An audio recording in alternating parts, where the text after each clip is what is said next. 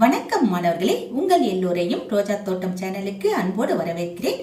மாணவர்கள் தங்களுக்கு தேவையான பாடங்களை பிளேலிஸ்ட்ல போய் பார்த்து எடுத்துக்கொள்ளலாம். பிளேலிஸ்டோட லிங்க் டிஸ்கிரிப்ஷன் பாக்ஸ்ல தரப்பட்டிருக்கு.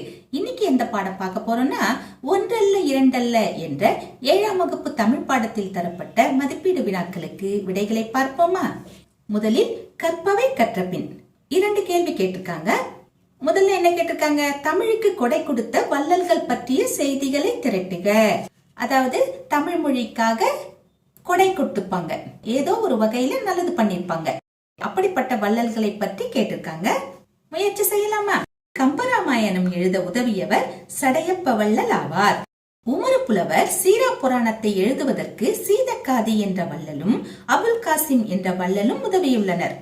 ஒட்டக்கூத்தரை ஆதரித்த வள்ளல் காஞ்சிபுர அரசன் காங்கேய வள்ளல் ஆவார். தமிழ் செழித்தோங்க வேண்டும் என்பதற்காக பல வள்ளல்கள் பல்வேறு வகைகளில் தமிழுக்கு தொண்டாற்றியுள்ளனர் என்று புறநானூறு கூறுகிறது. அவர்களில் ஒரு சிலரின் பெயர்களை இங்கு காணலாமா?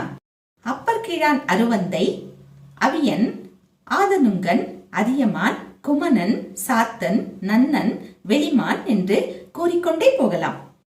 அடுத்து என்ன கேட்டிருக்காங்க? தமிழில் உள்ள பல்வேறு இலக்கிய வடிவங்களின் பெயர்களை பட்டியலிடுக. தமிழ்ல நிறைய இலக்கிய வடிவங்கள் இருக்கு, வரிசைப்படுத்தி பார்ப்போமா? இதிகாசங்கள், உரைநடைகள், கட்டுரைகள், கவிதைகள், காப்பியங்கள், கதைகள், சிறுகதைகள், பழமொழிகள், பாடல்கள், புதினங்கள், விடுகதைகள், நாடகங்கள், சொலவடைகள் என தமிழில் பல்வேறு இலக்கிய வடிவங்கள் காணப்படுகின்றன. அடுத்தது மதிப்பீடு. சரியான விடையை தேர்ந்தெடுத்து எழுதுக. 1. பகைவரை வெற்றி கொண்டவரை பாடும் இலக்கியம் டேஷ். விடை: பகைவரை வெற்றி கொண்டவரை பாடும் இலக்கியம் பரணி. 2. வானில் டேஷ் கூட்டம் திரண்டால் மழை பொழியும். விடை: முகில் கூட்டம் திரண்டால் மழை பொழியும்.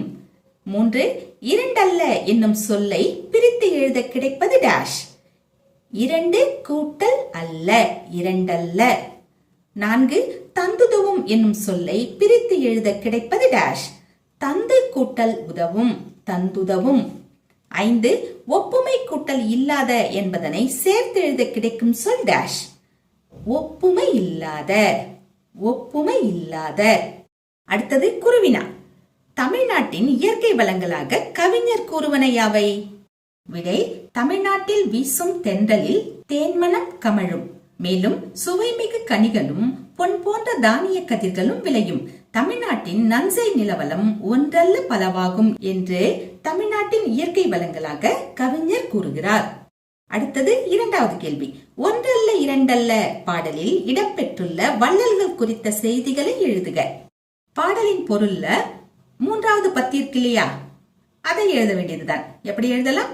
முல்லைக்கு தேர் தந்து மழை மேகத்தை விட புகழ் பெற்றவன் வள்ளல் வேள்பாரி. புலவரின் சொல்லுக்காக தன் தலையையே தர துணிந்தவன் குமணவள்ளல் என்று ஒன்றல்ல இரண்டல்ல பாடலில் வள்ளல்கள் குறித்த செய்திகள் இடம்பெற்றுள்ளன. அடுத்தது சிறுவினா.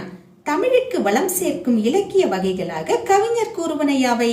பாடலின் பொருள்ல 2வது பத்தி இருக்கு இல்லையா, அதை எழுத வேண்டியதுதான். எப்படி எழுதலாம்? பகைவரை வென்றதை பாடுவது பரணி இலக்கியம். அத்தோடு இசைப்பாடலான பரிபாடலும் கலம்பக நூல்களும் 8 தொகையும் வான்புகழ் கொண்ட திருக்குறளும் அகம்புறம் ஆகியவற்றை மெய்ப்பொருளாக கொண்டு பாடப்பட்ட சங்க இலக்கியங்களும் தமிழுக்கு வளம் சேர்க்கும் இலக்கிய வகைகளாக கவிஞர் கூறுகிறார். அடுத்தது சிந்தனை வினா. தமிழில் அற இலக்கியங்கள் மிகுதியாக தோன்ற காரணம் என்ன? தமிழ்நாட்டை பொறுத்தவரை வாழ்க்கை என்பது அறம், பொருள், இன்பம் என்ற வரிசைப்படித்தான் பார்க்கப்படுகிறது. இதில் முதலில் வருவது அறமே. பெரும்பாலான தமிழ் கவிஞர்கள் அறத்துக்கு முக்கியத்துவம் அளித்து பாடியுள்ளனர். அற வாழ்க்கை வாழும் போது மற்ற அனைத்தும் தானே வரும் என்று நம்பினர். அற இலக்கியங்கள் மிகுதியாக காணப்படுவதற்கு இதுவும் ஒரு காரணமாகும். மேலும் வீடு பேறு அடைவதே வாழ்வின் நோக்கம். அதற்கு உதவுவது பொருளோ இன்பமோ அல்ல, அறம் மட்டுமே உதவும். மேலும் அறம் மட்டுமே நிரந்தர அமைதியை தரும் என்பதை உணர்ந்ததாலேயே ஆசிரியர்கள் அற இலக்கியங்களை அதிகம் படைத்துள்ளனர். மாணவர்களே, இன்று நாம் ஒன்றல்ல இரண்டல்ல என்ற பாடத்தில் தரப்பட்ட மதிப்பீடு வினாக்களுக்கு விடைகளை பார்த்தோம். நாம் வேறு பாடத்தோடு மீண்டும் சந்திக்கலாம். டாடா, பபாய்.